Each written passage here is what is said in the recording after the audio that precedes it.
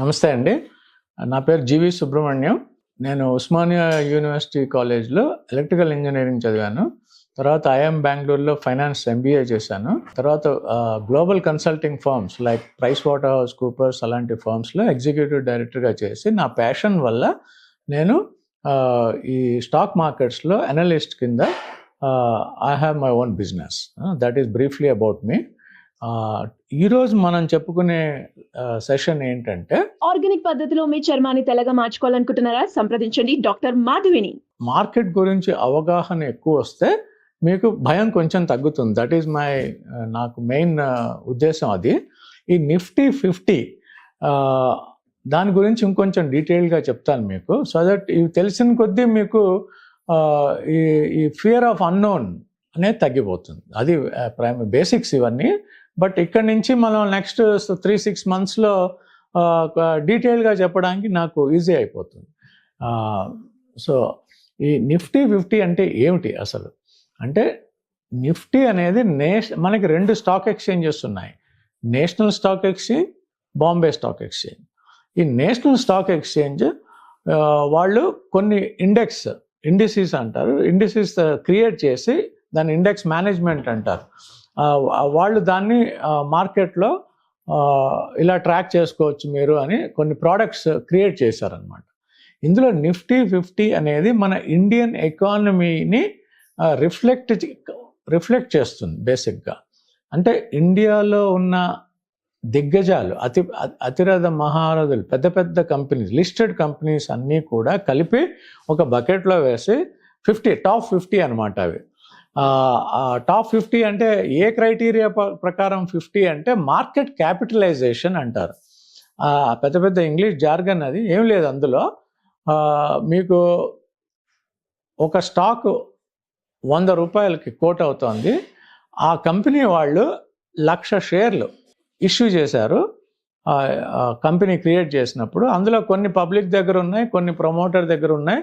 మొత్తం కలిపి ఒక 1,00,000 షేర్లు ఉన్నాయనుకోండి. మామూలుగా మార్కెట్ క్యాపిటలైజేషన్ అంటే ఈ 1,00,000 షేర్లు ఇంటూ 100 రూపీస్ అంటే 1 కోటి రూపాయలు ఆ కంపెనీ వాల్యూ కింద. ఆ కంపెనీ వాల్యూ టాప్ 50 అంటే ఈ 50 వాల్యుబుల్ కంపెనీస్. క్రైటీరియా ఏంటంటే మార్కెట్లో వాటి వాల్యూ ఎంత ఉంది అనే దాన్ని బట్టి టాప్ 50 ఫిల్టర్ చేసి ఒక ఇండెక్స్ క్రియేట్ చేసి అది నిఫ్టీ 50. ఈ 50 కూడా చాలా పెద్ద పెద్ద కంపెనీస్, అన్ని సెక్టర్స్వి ఉంటాయి. అయితే కొన్ని నేను ఈ సెక్టర్స్ గురించి మీకు చెప్తాను ఏమేమి ఉన్నాయని ఇందులో. ఫర్ ఎగ్జాంపుల్ ఫైనాన్షియల్ సర్వీసెస్ అంటే బ్యాంకింగ్, ఫైనాన్షియల్ సర్వీసెస్, ఇన్సూరెన్స్ ఇవన్నీ కలుపుకొని దాదాపు 35.25% వెయిటేజ్ ఉంది ఈ నిఫ్టీ 50 ఇండెక్స్లో. అంటే banking stocks, financial services stocks కొన్ని ఉన్నాయి. అది కాకుండా మీకు ఇన్ఫర్మేషన్ టెక్నాలజీ ఒక 13.62% వెయిట్. 100%లో 13.62% ఇన్ఫర్మేషన్ టెక్నాలజీకి ఉంది. అలాగే oil and gas 11.4%. FMCG, fast moving consumer goods, అది ఒక 9.16%. Auto sector 6.48%. Construction sector 4.39%. Health care రఫ్లీ 4%. అంటే metals and mining 3.81%. Consumer durables 3.23%. Telecom, power sector, services, chemicals, ఇట్లా అన్ని డైవర్సిఫైడ్ ఇండస్ట్రీస్లో పెద్ద పెద్ద కంపెనీస్ అన్నిటినీ తీసి ఒక బకెట్లో వేసి దానికి లేబుల్ టాప్ 50 కంపెనీస్కి నిఫ్టీ 50 అన్నారన్నమాట. సో మీకు మార్కెట్ పడింది, పెరిగింది అంటే ఈ నిఫ్టీ 50 లార్జ్ క్యాప్లో నిఫ్టీ 50 అంటారు. మిడ్ క్యాప్లో అలాంటివి మిడ్ క్యాప్ 100 అని రకరకాల కేటగిరీస్ ఉంటాయి. ఎక్కువ కన్ఫ్యూజ్ అవ్వకుండా 3 గుర్తుపెట్టుకోండి. Nifty 50 large cap, mid cap అంటే మిడ్ సైజ్ కంపెనీస్ 100 ఉన్నాయి. అలాగే స్మాల్ క్యాప్ ఒక 100. స్మాల్ క్యాప్లో ఎన్నన్నా ఉండొచ్చు, ఒక 100. వీటికి కూడా ఇండెక్స్లు ఉన్నాయి. సో ఇవి ముఖ్యమైన కంపెనీస్ అన్నమాట. సో మార్కెట్ పడి లేస్తుంటే ఈ మిడ్ క్యాప్ పెరగచ్చు, నిఫ్టీ 50 పడవచ్చు. అది దానికి లాజిక్ వేరుగా ఉంటుంది. సో ఇది ఇండెక్స్ అన్నమాట. సో మీరు ఇందాక నేను మీకు చెప్పాను, ప్యాసివ్ ఫండ్ కొనుక్కుంటే మీరు ఇన్ని సెక్టర్స్లో ఉన్న కంపెనీస్, బెస్ట్ కంపెనీస్ ఆల్మోస్ట్ అన్నీ కలిపి యూనిట్స్ రూపంలో మీరు కొనుక్కుంటున్నారు. సో అది మీకు దానివల్ల మీకు అది తెలిస్తే మీకు భయం తగ్గుతుంది. ఎందుకంటే ఇవన్నీ పెద్ద పెద్ద companies, HDFC bank, Hindustan Unilevers, Reliance industries, ఇంత పెద్ద కంపెనీస్ ఉన్నాయి కాబట్టి అవి జనరల్గా అవి వాటికి ఒక కంపెనీ 50లో ఏదన్నా కుంటుకుర్రం అవ్వచ్చు, కానీ అన్నీ పడవు. అన్నీ పడాలంటే అదేదో చాలా సివియర్ గ్లోబల్ ఇష్యూ అవుతే తప్ప మీకు పడచ్చు పెరగచ్చు, కానీ అన్ని నష్టాల్లోకి వెళ్ళవు. అది అవ్వదు. ఎందుకంటే ఇవన్నీ ఆల్రెడీ ఒక 100 కంట్రీస్లో ఎక్స్పోర్ట్స్ చేస్తూ బిజినెస్ చేస్తూ చాలా పెద్దవి అయిపోయాయి గ్లోబల్ కంపెనీస్. కొన్ని ఇండియన్ కంపెనీస్, కొన్ని foreign companies operating in India. So మీకు దానివల్ల మీకు ఫస్ట్ ఈ మ్యూచువల్ ఫండ్లో నిఫ్టీ 50లో కొంటే భయపడకపోవడానికి కారణం దాని కింద వెనకాల ఉన్న కంపెనీస్ మంచివి కాబట్టి ఆ కంపెనీలో మీకు ఇండైరెక్ట్ ఓనర్షిప్, షేర్స్ కొనుక్కుంటున్నారు కాబట్టి యూనిట్స్ ద్వారా మీకు ఇండైరెక్ట్ ఓనర్షిప్ వస్తుంది.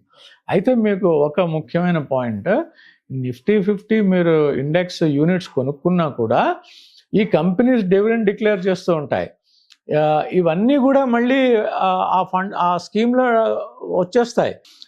సో మీకు స్టాక్ ప్రైస్ పెరగటంతో పాటు మీకు డివిడెండ్స్ కూడా యూనిట్స్ పరంగా యూనిట్ వాల్యూ పెరుగుతూ ఉంటుంది. అదొకటి గుర్తుపెట్టుకోవాలి మీరు. అయితే వీటిల్లో మీకు ఈ నిఫ్టీ 50 చెప్పాను, ఇలా 50 కంపెనీస్ ఉన్నాయి. వీటిల్లో ముఖ్యమైన కంపెనీస్ వాటి వెయిటేజ్ ఎంత అని చూస్తే హెచ్డిఎఫ్సి బ్యాంక్ చాలా ముఖ్యమైన కంపెనీ. అది గ్లోబల్గా ఏషియాలో బెస్ట్ బ్యాంక్ ఇన్ ఏషియా, అంత మంచి బ్యాంక్ అది. దానికి ఒక ప్రమోటర్ అంటూ లేడు ఇప్పుడు, అందరూ కలిపి దాన్ని రన్ చేస్తున్నారు. ఫారిన్ ఇన్స్టిట్యూషనల్ ఇన్వెస్టర్స్ అందరూ కలిపి పద్ధతిగా కార్పొరేట్ గవర్నెన్స్ స్టాండర్డ్స్తో రన్ చేస్తున్నారు. అప్పుడప్పుడు పడుతూ పెరుగుతూ ఉంటుంది. మొన్న ఈ మధ్యన బాగా పడింది కాబట్టి అది మార్కెట్ని కిందకి లాగింది అని అంటున్నారు కొంతమంది. సో కొంత రీజన్ కూడా కరెక్టే అది. అలా మిగతా వేరే రీజన్స్ కూడా ఉంటాయి.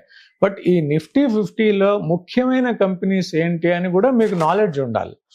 అందులో ఒకటి హెచ్డిఎఫ్సి బ్యాంక్.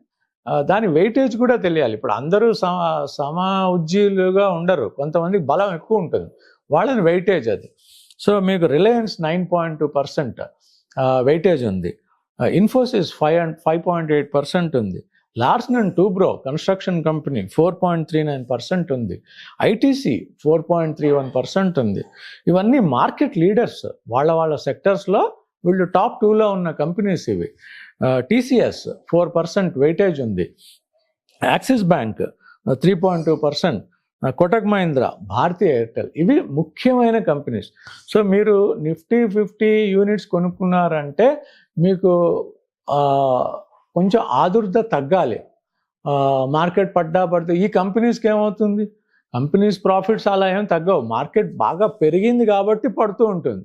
ఎందుకు పెరుగుతుంది అంటే అది ఆ లెక్కలు వేరుగా ఉంటాయి. డిమాండ్ ఎక్కువ ఉంటే పెరుగుతుంది.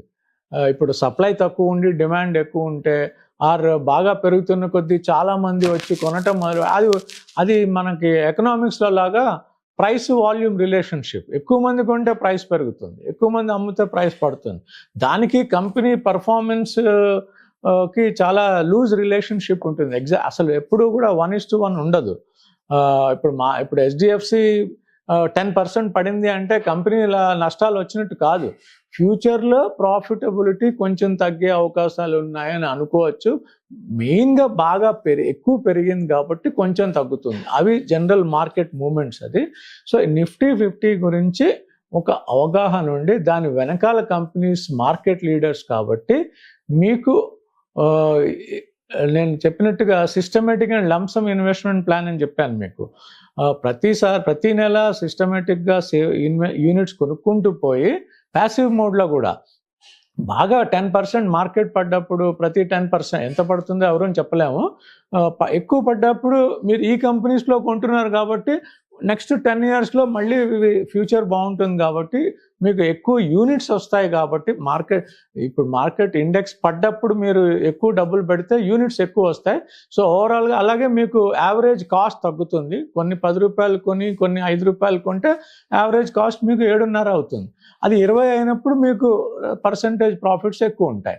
సో అలాంటి అవగాహనతో వెళ్తే మీకు ఈ important asset class mutual funds, indirect equity ఇది, అందులో కూడా మీకు కొంచెం ధైర్యంగా నమ్మకంగా సిస్టమేటిక్ అండ్ లంసమ్ ఇన్వెస్ట్మెంట్ ప్లాన్స్లో వెళ్ళే అవకాశాలు పుష్కలంగా ఉన్నాయి. నెక్స్ట్ 20-25 ఇయర్స్లో అప్స్ అండ్ డౌన్స్ ఉంటూనే ఉంటాయి. అది నేను చెప్పదలుచుకున్నాను. Thank you so much.